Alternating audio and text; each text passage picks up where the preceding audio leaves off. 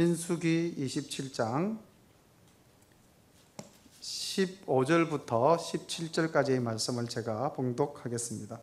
모세가 여호와께 여짜와 가로되 여호와 모든 육체의 생명의 하나님이시여 원컨대 한 사람을 이 회중 위에 세워서 그로 그들 앞에 출입하며 그들을 인도하여 출입하게 하사 여호와의 회중으로 목자 없는 양과 같이 되지 않게 하옵소서. 아멘.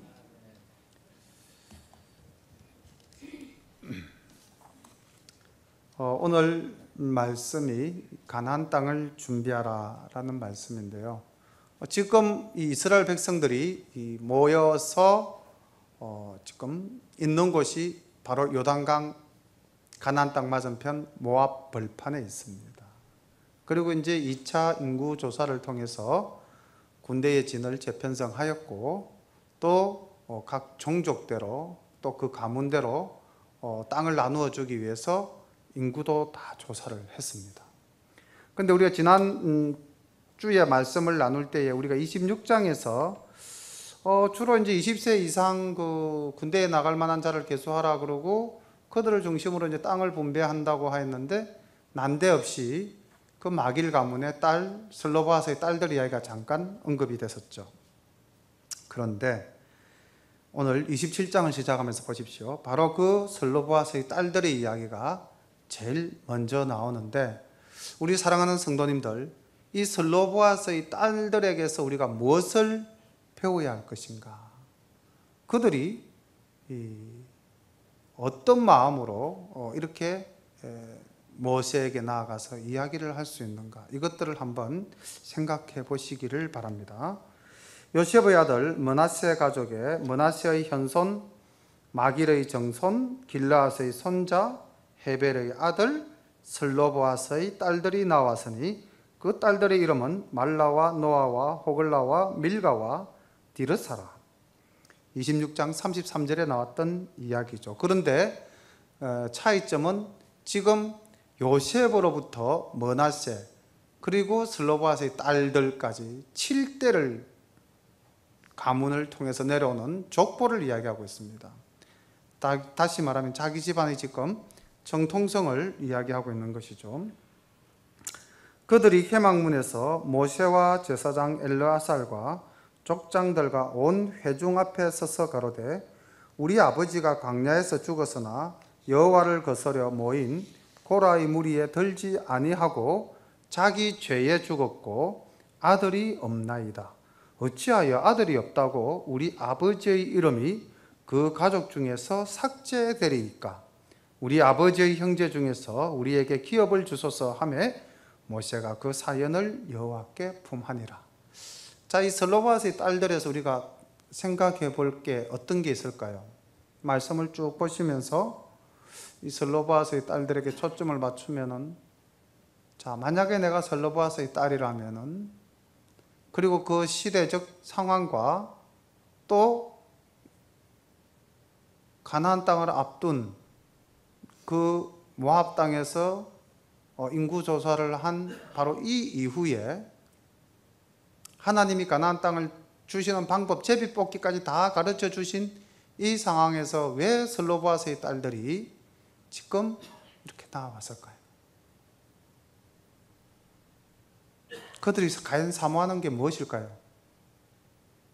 그들이 지금 얻고자 하는 게 무엇입니까? 가문의 땅. 그렇죠. 다시 말하면 가나안 땅을 나눌 때 저희들도 거기에서 빼지 마십시오. 비록 우리 아버지가 아들이 없이 광야에서 죽었지만은 아버지는 그 고라의 무리에 들지 아니하였다. 즉 하나님을 거역하는 죄를 범하지 아니하였다. 제가 생각해 볼 때요, 이 슬로보아스의 딸들에게서 배울 수 있는 건 첫 번째가 담대함입니다. 제사장, 모세, 모든 족장들, 모든 무리들 앞에서 지금 담대하게 이야기하고 있습니다. 그 담대함. 우리는 어떤 사회적 분위기나 자기가 처한 상황에서 그냥 조금 부당하게 느낄지라도 뭐 체면이라든지 아니면 무리에 압도되어서 자기의 의견을 이야기 못하는 경우가 많지 않습니까? 옳은 일에는 이렇게 담대함으로 나아가야 됩니다. 그 당시 여성의 지위라는 것은 오늘날과는 비교할 수 없을 만큼 낮죠. 그럼에도 불구하고 이들은 담대하게 외쳤습니다. 두 번째 또 생각해 볼 게 어떤 게 있습니까? 자기 아버지에 대해서 적극 변호합니다. 아버지에 대한, 부모님에 대한 효심이 지극하다라고 봐야 되겠죠. 우리가 오늘, 내일이 이제 추석 명절인데 고향 땅을 찾는 이유가 뭡니까? 바로 부모를 생각하고 조상을 생각하고 집안을 생각하고, 바로 이 슬로바스의 딸들이 그것을 생각하고 있죠. 우리는 요셉, 그 아들 므낫세, 쭉 족보를 이야기하면서 우리 아버지가 이런 위대한 족보에 비록 아들은 남기지 못했지만은 우리 아버지는 뿌리가 있는 그런 분이시다. 부모님에 대한 명예를 끝까지 회복시키려고 합니다. 그 족속의 집안의 이름을 가지고 땅을 주는데 우리 아버지의 이름으로 우리들의 땅을 주시옵소서. 우리 아버지의 이름이, 우리 아버지의 그 업적이 남아 있어야겠다는 이야기죠. 자식이 이렇게 부모를 생각해야 됩니다. 그 아버지가 비록 돌아가시고 없었지만. 그리고 또 하나는 그 가나안 땅에 대한 간절한 사모하는 마음이죠. 우리가 아까 우리 찬양인도 하시는 집사님께서 우리의 소망 가나안 땅은 어디입니까? 바로 저 천국이지 않습니까? 그렇게 말씀하셨는데요. 사실 우리는 저 천국에 대한 소망을 가져야 됩니다. 간절함이 있어야 됩니다. 신명기 19장 14절에 보면은요, 이 가나안 땅에 대한 이런 말씀이 나와 있습니다. 내 하나님 여호와께서 내게 주어 얻게 하시는 땅, 곧 내 기업된 소유의 땅. 하나님 아버지께서 주신 땅이라고 되어져 있죠. 그 복을 나도 우리 아버지의 딸들인 우리도 받아서 누려야 되겠다는 거죠. 그런 간절한 사모하는 마음이 이 딸들에게 있었다는 것입니다. 우리가 이 슬로바스의 딸들의 이 기사에서 이것들을 꼭 한 번 더 생각해 봐야 되겠죠. 다시 민수기 36장에 가면 이 슬로바스의 딸들에 의해서 분배되어진 땅의 처리 문제에 대한 이야기가 다시 한 번 더 나옵니다. 그러니까 민수기 26장, 27장, 36장, 3개의 장에 걸쳐서 이 슬로바스의 딸들의 이야기가 계속해서 언급되고 있거든요. 얼마나 이 슬로바스의 딸들이 담대한 이야기를 한 겁니까? 그래서 우리 모든 샤론의 가족 여러분들, 상황과 또 어떤 시스템 속에서 자기가 정당하다고 하는 일들에 대해서 주눅들지 말고 주장을 펼칠 수 있는 그런 용기를 하나님으로부터 받아 누리시는 우리 모두가 되시기를 소망합니다.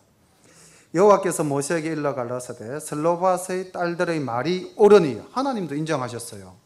너는 반드시 그들의 아비의 형제 중에서 그들에게 기업을 주어 얻게 하되, 소망이 이루어졌죠. 그 아비의 기업으로 그들에게 돌릴지니라. 돌아가신 아버지의 이름으로 땅을 받게 되었다는 겁니다.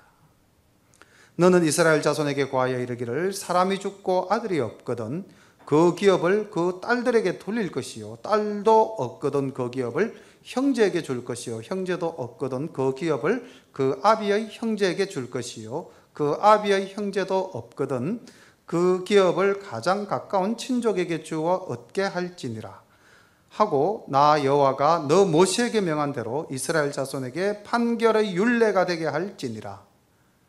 슬로바스의 딸들이 새로운 제도, 새로운 시스템을 만들어냈습니다. 우리도 이런 창조적인 담대함을 가지는 그런 우리 샤론의 성도들이 되어야겠습니다.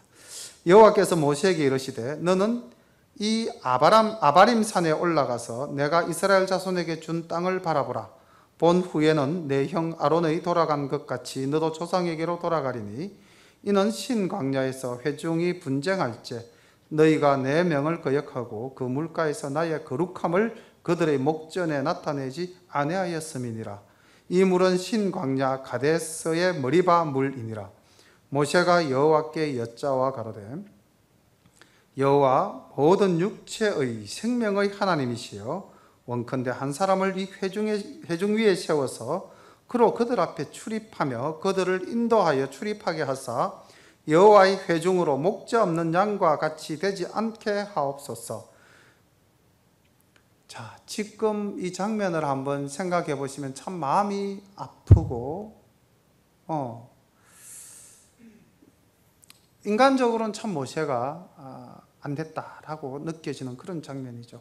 아바람 산이라고 되어 있는데 이게 산이 아니고 이게 바로 이제 모압 땅에 있는 산맥입니다. 이 아바람 산맥 안에 우리가 잘 아는 비스가산도 있고요, 너보산도 있습니다. 그래서 아마 이제 이 모세가 올라간 산이 아마 비스가산쯤 안 되겠습니까? 거기에서 이제 하나님께서 요단강 건너 가나안 땅을 보여주시면서 너는 들어갈 수가 없고 내 형 아론처럼 너도 이제 조상에게 돌아갈 것이다. 자, 그렇게 말씀을 하셨는데 지금 이 민수기 장면에서는 모세가 하나님의 말씀에 그냥 그대로 받아들이는 것처럼 보이죠. 그런데 신명기 3장 25절을 보면은요, 모세가 하나님께 이렇게 말씀을 드립니다. 구하옵나니 나로 건너가게 하사 요단 저편에 있는 아름다운 땅, 아름다운 산과 레바논을 보게 하옵소서 하되, 모세가 하나님께 인간이기 때문에 저도 저 땅을 건너가서 보고 싶습니다. 그 땅에 들어가고 싶습니다 했는데 26절에 하나님께서 어떻게 말씀하시냐면요, 그만해도 족하니 이 일로 다시 내게 말하지 말라.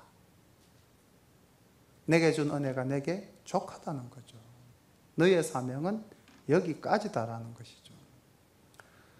우리가 인간적인 욕망과 하나님의 뜻이 부딪힐 때 꼭 이 구절을 기억하시기 바랍니다. 그만해도 족하다.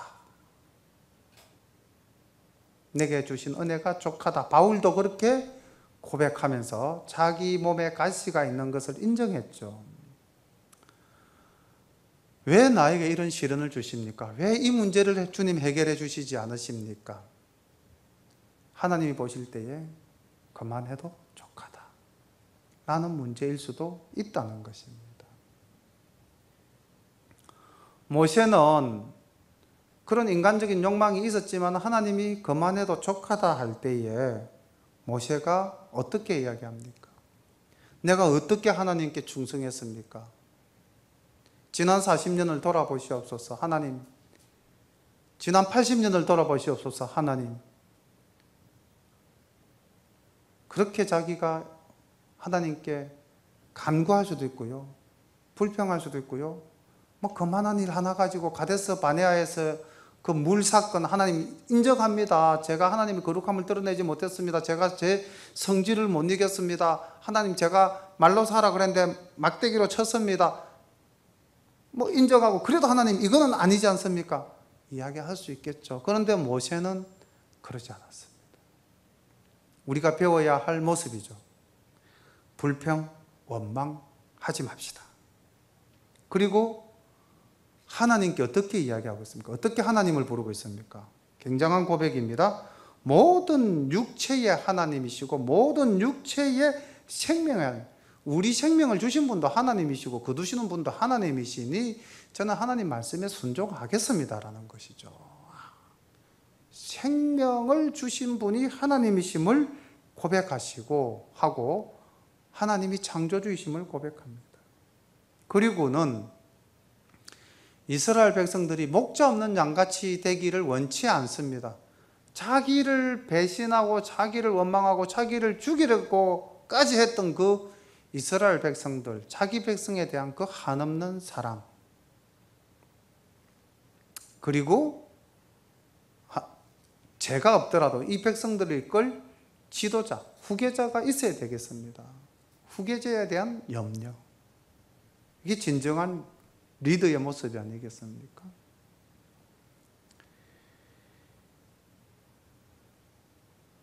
여호와께서 18절 모세에게 이르시되 눈의 아들 여호수아는 신에 감동된 자니 너는 데려다가 그에게 안수하고 그를 제사장 엘르아살과 온 회중 앞에 세우고 그들의 목전에서 그에게 위탁하여 내 존귀를 그에게 돌려 이스라엘 자손의 온 회중으로 그에게 복종하게 하라.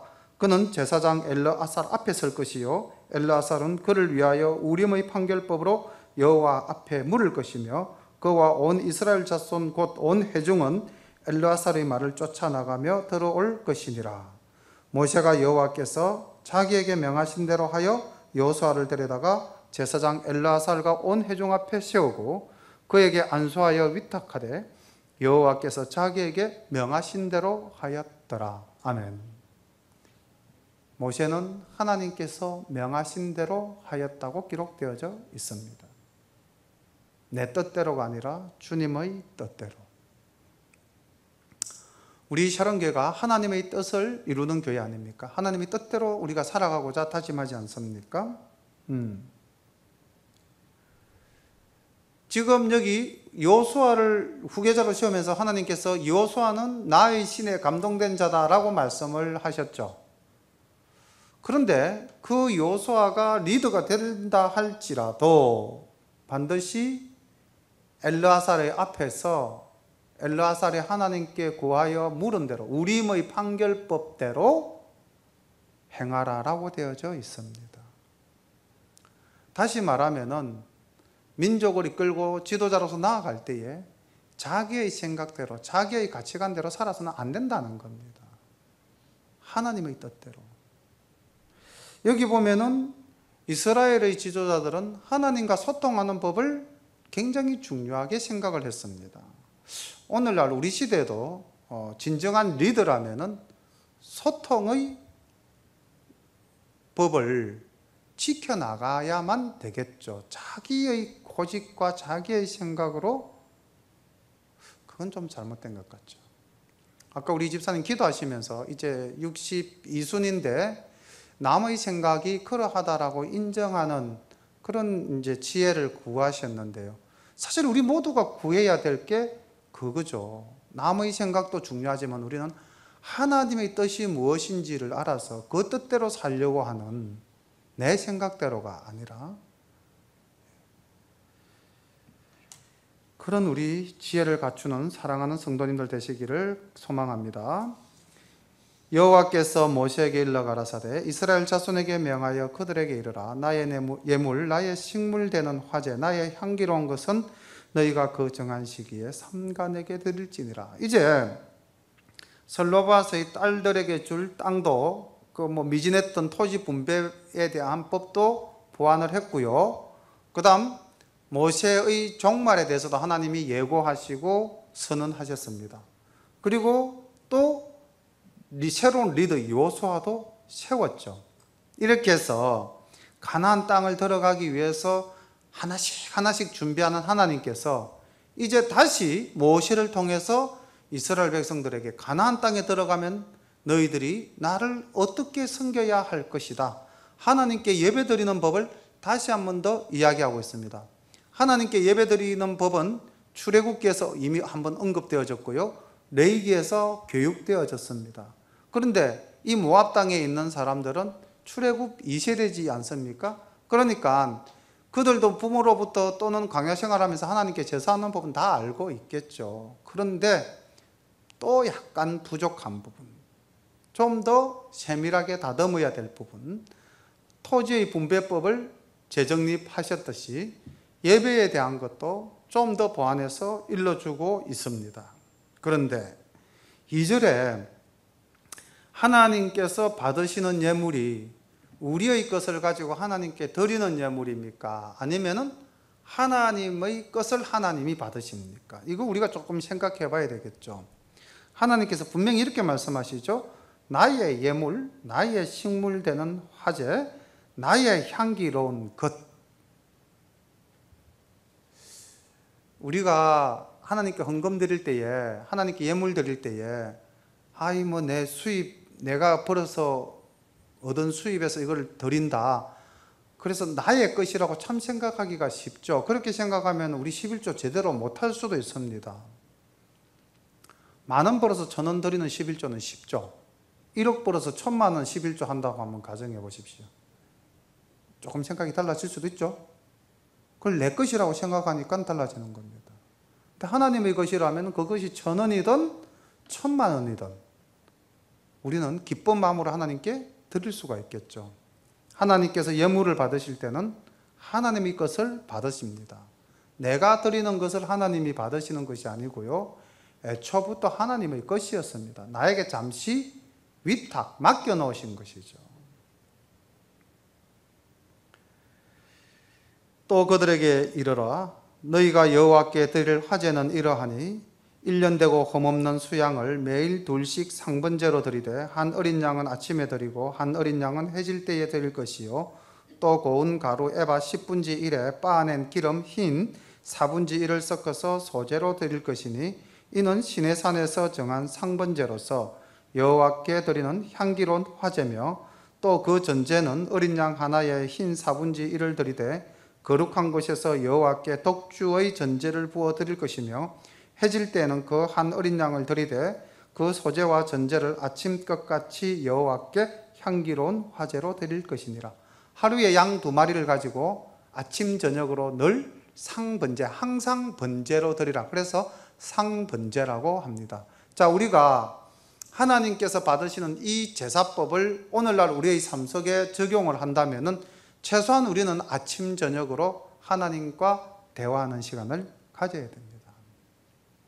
아침에 일어나서 하루를 시작하면서 하나님과 소통하고요. 하루를 마치면서 하루 일과를 돌아보면서 하나님과 만나는 시간을 우리가 가져야 됩니다.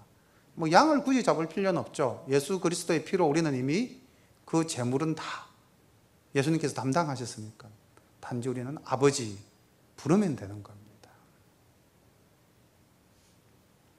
안식일에는 1년 되고 흠없는 수양 둘과 고운 가루 에바 10분지 2의 기름 섞은 소제와 그 전제를 드릴 것이니 이는 매 안식일의 번제라.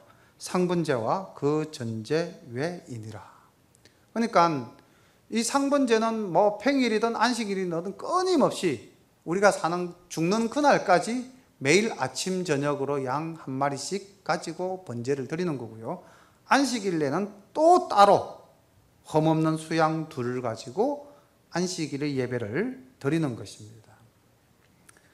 월삭에는 그 수송아지 둘과 수양 하나와 1년 되고 흠없는 수양 7으로 여호와께 번제를 드리되 매 수송아지에는 고운 가루 에바 10분지 3에 기름 섞은 소제와 수양 하나에는 고운 가루 에바 10분지 2에 기름 섞은 소제와 매 어린 양에는 고운 가루 에바 10분지 1에 기름 섞은 소제를 향기로운 번제로 여호와께 화제를 드릴 것이며 그 전제에는 수송아지 하나에 포도주 반 흰이요 수양 하나에 3분지 1 흰이요 어린 양 하나에 4분지 1 흰이니 이는 1년 중 매 월삭의 번제이며 또 상번제와 그 전제 위에 수염소 하나를 속죄제로 여호와께 드릴 것이니라.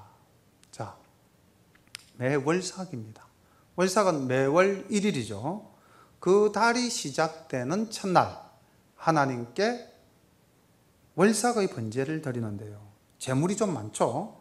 수송아지 2마리, 수양 1마리, 그리고 흠없는 수양 7마리, 그리고 속죄제로서 수염소 1마리, 그날에도 어김없이 상번제로 2마리 양이 또 포함이 되어지죠. 그러니까 매달 1일에는 하나님께 드린 제물이 많습니다. 그래도 제물이 많다고 안 드린 것 아니죠. 제물이 많다고 부담됩니다, 못하겠습니다? 아니죠. 우리가 예배 드리는 정신이 그래야 됩니다. 뭐 또 오늘 또 나오라고 그러십니까? 뭐 오늘은 쉬면 안 됩니까? 라든지 뭐 아침에 예배 드렸는데 오후 예배는 좀 뭐 빠지면 안 됩니까? 라든지 이거 아니죠. 하나님은 하나님의 것을 찾으십니다. 그리고 우리가 한 달을 시작할 때도 이런 하나님과 이번 달을 거룩하게 하나님 은혜 가운데서 살기를 소망합니다 라는 그날 새벽만큼은 또 좀 특별하게 하나님께 기도하는, 매일 아침마다 기도하듯이 또 한 달이 시작될 때 또 한 주가 시작될 때 이렇게 우리가 하나님을 찾는 그런 정신을 이 번제의 제사법에서 우리는 배워야 될 것 같습니다.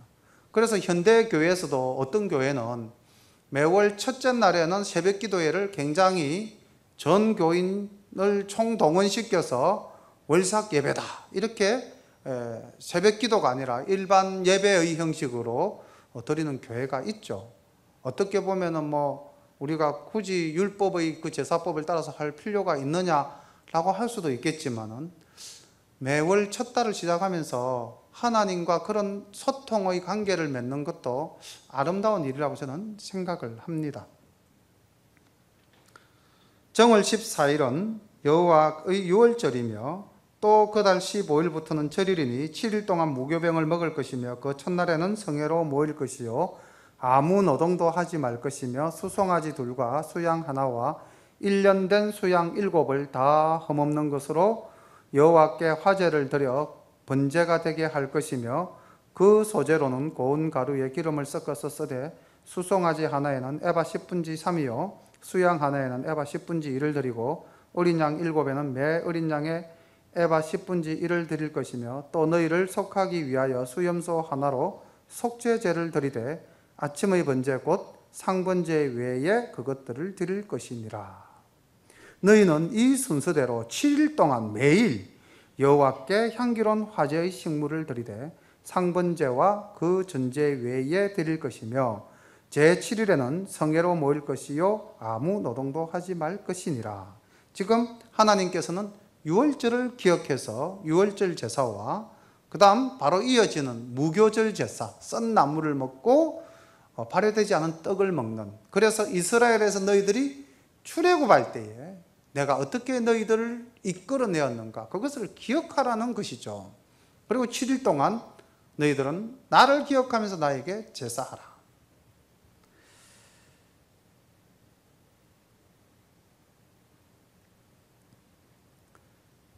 칠칠절 이야기입니다. 26절 칠칠절 처음 익은 열매 드리는 날에 너희가 여호와께 새 소제를 드릴 때도 성회로 모일 것이요 아무 노동도 하지 말 것이며 수송아지 둘과 수양 하나와 1년 된 수양 7으로 여호와께 향기로운 번제를 드릴 것이며 그 소제로는 고운 가루에 기름을 섞어서 쓰되 매 수송아지에는 에바 10분지 3이요 수양 하나에는 에바 10분지 2요 어린 양 7에는 매 어린 양에 에바 10분지 1을 드릴 것이며 또 너희를 속하기 위하여 수염소 하나를 드리되 너희는 다 흠없는 것으로 상번제와 그 소제와 전제 외에 그것들을 드릴 것이니라. 이제는 77절, 다른 말로 하면 뭐가 됩니까? 오순절이기도 하고요 첫 익은 열매의 소제를 드리는 맥추절이기도 합니다. 그래서 그날에도 수송아지 2마리, 수양 1마리, 흠없는 수양 7마리, 또 속죄제로서 수염소 1마리, 상번제로 드리는 양 2마리. 하나님은 그 모든 것들을 바쳐서 그 날을 기념하고 나에게 제사하라라고 말씀하십니다. 7월에 이르러는 그달 초 1일에 성회로 모이고 아무 노동도 하지 말라. 이는 너희가 나팔을 불 날이니라. 그래서 이 나팔을 분다 해서 이 날을 나팔절이라고도 하고요. 이제 이 7월 1일은 종교력으로 지금 7월인데요. 그 민간력으로는 1월입니다. 태양력으로 하면은 9월 15일에서 10월 15일 이제 요 어간인데, 다시 말하면 우리나라 명절로 이야기한다면 설날입니다. 정월 초하룻날이죠. 그러니까 자 보십시오. 초하룻날이니까 나팔절이죠. 또 뭐가 됩니까? 월삭일이죠. 매일 드리는 상번제일이기도 하죠. 그죠?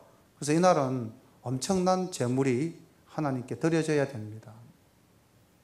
자, 너희는 수송아지 하나와 수양 하나와 1년 되고 흠없는 수양 7을 여호와께 향기로운 번제로 드릴 것이며 그 소제로는 고운 가루에 기름을 섞어서 쓰되 수송아지에는 에바 10분지 3이요 수양에는 에바 10분지 2요 어린 양 7에는 매 어린 양에 에바 10분지 1을 드릴 것이며 또 너희를 속하기 위하여 수염소 하나로 속죄제를 드리되, 보십시오. 6절 월삭의 번제와 그 소제와 상번제와 그 소제와 그 전제 외에 그 규례를 따라 향기로운 화제로 여호와께 드릴 것이니라. 그러니까 나팔절에는 엄청난 제물이 하나님께 드려져야 됩니다.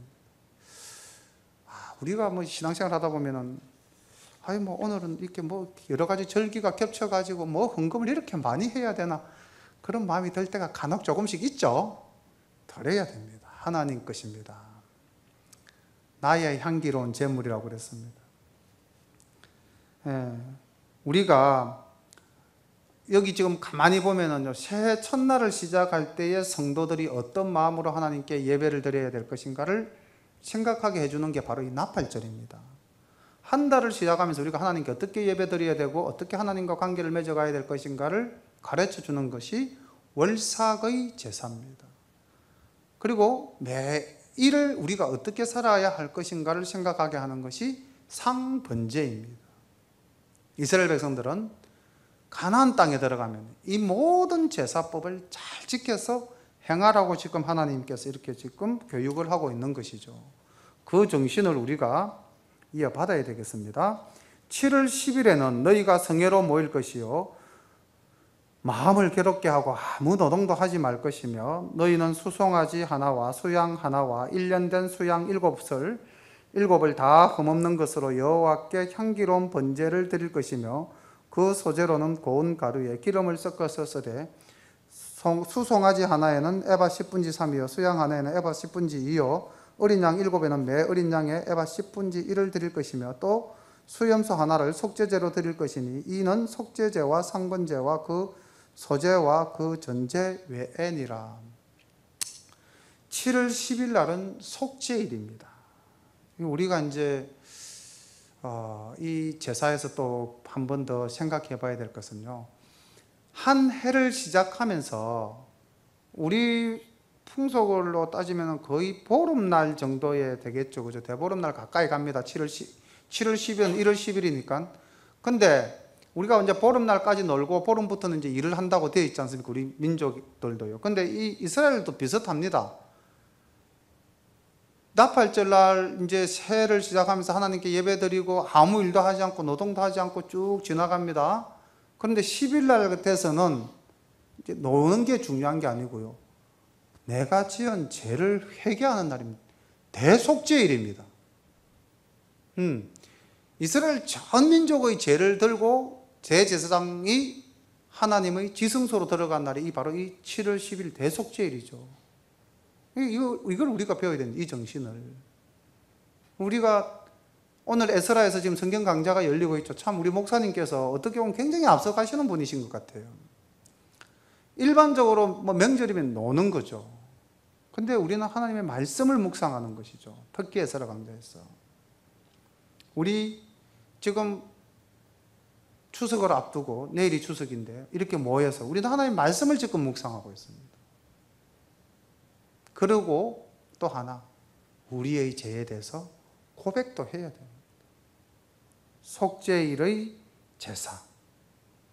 한 해를 하나님께 내 죄를 고백하고 용서를 간구하며 시작한다. 이것도 우리가 내년 새해부터 한 번쯤 의미 있게 받아들여야 될 그런 모습이 아닌가라는 생각입니다. 7월 15일에는 너희가 성회로 모일 것이요 아무 노동도 하지 말 것이며 7일 동안 여호와 앞에 절기를 지킬 것이라. 너희 번제로 여호와께 향기로운 화제를 드리되 수송아지 13과 수양 2과 1년 된 수양 14을 다 흠없는 것으로 드릴 것이며 그 소재로는 고운 가루에 기름을 섞어서 수송아지 13새는 각기 에바 10분지 3이요 수양 2에는 각기 에바 10분지 2요 어린 양 14새는 각기 에바 10분지 1을 드릴 것이며 또 수염소 하나를 속죄제로 드릴지니 상번제와 그 소제와 그 전제 외이니라. 그러니까 이제 초막절을 시작하는데요, 이게 초막절을 7일간 시작합니다. 이것도 이제 여러분들 뭐 우리 에스라 강좌를 다 다녀오셨고 또 우리 목사님 밑에서 다 배웠기 때문에 이 초막절이 뭔지 알죠? 그죠? 장막절이라고도 하고요, 그들이 광야 생활했던 것을 잊지 않기 위해서 나무로 집을 얽어서 그 안에 거하면서 일주일간 광야 생활을 기억하며 하나님이 우리를 어떻게 복주시고 우리를 어떻게 인도하셨는가를 기념하는 절기가 바로 이 초막절입니다. 장막절이라고도 하죠. 우리가 어떻게 하나님께 구원받았는가? 사실 우리도 한 번쯤은 자기의 삶을 돌아보는, 하나님께서 우리를 어떻게 인도하고 우리에게 복을 주셨는가? 그 하나님의 복 주심을 생각해보는 그러한 시간들이 있어야 되겠죠. 꼭 구약의 율법대로 하자는 것이 아니라 우리가 신앙생활을 하면서 하나님의 은혜를 스스로 한번 깊이 생각해보는, 그렇게 해서 내가 작심을 하고 며칠간 새벽제단을 섬기겠다든지, 아니면은 저녁에 하나님의 전에 나와서 기도하면서 하나님과 나와의 관계를 회복하겠다든지, 사실은 이런 시간들이 우리의 삶 속에서 필요하지 않나라는 생각을 해봅니다. 그래서 지금 이스라엘 백성들은 좋은 집을 두고 반드시 그 나무가지를 가지고 얽어서 초막을 짓고 거기서 하나님의 말씀, 율법을 묵상하면서 또 이렇게 제사로, 이렇게 보면 첫날은 14마리입니다. 13마리에서부터 시작해가지고 마지막 8일 날에는 한 마리로, 이제 이게 똑같은 구절이 반복되는데, 수송아지가 첫날에는 13마리에서 둘째 날에는 12마리, 셋째 날에는 11마리, 넷째 날에는 10마리, 다섯째 날 9마리, 여섯째 날 8마리, 일곱째 날 7마리로 정리가 되어지고 난 다음에요, 마지막 날 8일을 볼게요. 8일을 보겠습니다. 자, 35절. 여덟째 날에는 거룩한 대회로 모일 것이요 아무 노동도 하지 말 것이며 번제로 여호와께 향기로운 화제를 드리되 수송아지 하나와 수양 하나와 1년 되고 흠없는 수양 7설 드릴 것이며, 그 소제와 전제는 수송아지와 수양과 어린 양의 수요를 따라서 규례대로 할 것이며, 또 수염소 하나를 속죄제로 드릴지니 상번제와 그 소제와 그 전제 외이니라. 마지막 8일째는 이제 수송아지도 한 마리, 수양도 한 마리, 어린 양은 7마리, 속죄제로서 수염소 한 마리를 하나님께 드리는 거룩한 대회로 모여라. 그렇게 해서 이제 마무리를 짓는 것이죠. 39절. 너희가 이 절기를 당하거든 여호와께 이같이 드릴지니 이는 너희 서원제나 낙헌제 외에 번제, 소제, 전제, 화목제를 드릴 것이니라. 모세가 여호와께서 자기에게 명하신 모든 일을 이스라엘 자손에게 고하니라. 아멘. 오늘날 우리에게도 이 하나님의 말씀이 전해졌습니다. 비록 우리가 살아가는 이 시대는 출애굽의 시대도 아니요, 또 유대 땅에서 이스라엘의 역사를 이어가는 시대도 아닙니다.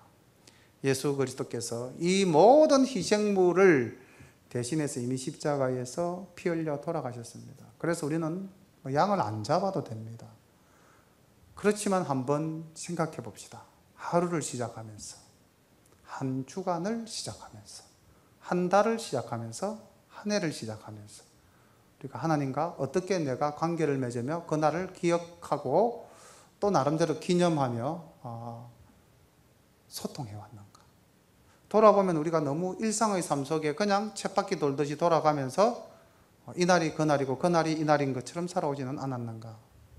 그리고 이들이 무교절과 이들이 초막절을 지킨 것을 생각하면서 하나님께서 이스라엘 백성을 애굽에서 구해내셨던 그 역사가 오늘날 내 삶 속에는 어떤 역사로 존재하는가. 하나님께서 그 이스라엘 백성들을 광야에서 40년간 어떻게 지키고 보호하셨던가. 그들의 옷이 휘어지지 않았고 그들의 신발이 닳지 않았으며 그들의 먹을 것이 끊어지지 아니하였죠. 우리가 오늘날 어떻게 이 땅을 살아가고 있는가. 사람이 자고하고 교만해지면 내 능력으로 내 힘으로 먹고 산다라고 생각할 수도 있죠. 아니죠. 하나님께서 우리에게 복을 주셔서 우리의 건강을 지켜주시고 우리의 직장을 지켜주시고 우리의 사업을 지켜주셔서 우리가 이렇게 살아가고 있는 것 아니겠습니까? 안 믿는 사람은 자기의 힘으로 산다고 할지 모르겠습니다만 하나님을 믿는 우리는 내 힘, 내 것으로 사는 것이 아니라 아버지가 주신 능력으로 아버지의 것으로 산다고 생각하고 아버지의 것을 아버지께 바치는 마음으로, 그러면서 하나님과 나와의 인격적인 만남을 기억하면서 돌아보는 우리 샤론의 모든 가족들 되시고, 또 이 민족의 대명절 추석을 맞이해서 가족 간에도 화목하고 아름답게 지내야 되겠지만은 하나님께 다시 한 번 더 예배드리고 감사하는 그런 우리의 77절, 우리의 감사절을 함께 누리는 모든 성도님들 되시기를 소망합니다. 기도드리겠습니다. 사랑과 은혜가 풍성하신 아버지 하나님, 감사합니다. 이제 가나안 땅을 목전에 두고 하나님께서는 새로운 지도자도 세워주시고 토지 분배법의 부족한 부분도 보완하시고, 또 이스라엘 백성들에게 가나안 땅에서 어떻게 하나님께 예배 드려야 할 것인가를 일러주셨습니다. 하나님 아버지, 천국의 소망을 두고 살아가는 우리가 이 땅을 살면서 어떻게 하나님을 섬기며 어떻게 하나님과 관계를 맺으며, 또 우리가 더욱더 하나님의 나라를 사모하는 마음으로 아버지 하나님 간구하며 하나님께 나아갈 것인가를 돌아보고 생각해보는 귀한 시간 허락하여 주심을 감사드립니다. 아버지 하나님, 우리 모두에게 하나님의 말씀이 은혜로 생명의 단물로 흘러 넘칠 수 있도록 인도하여 주시옵소서. 예수님의 이름으로 감사하며 기도드립니다. 아멘.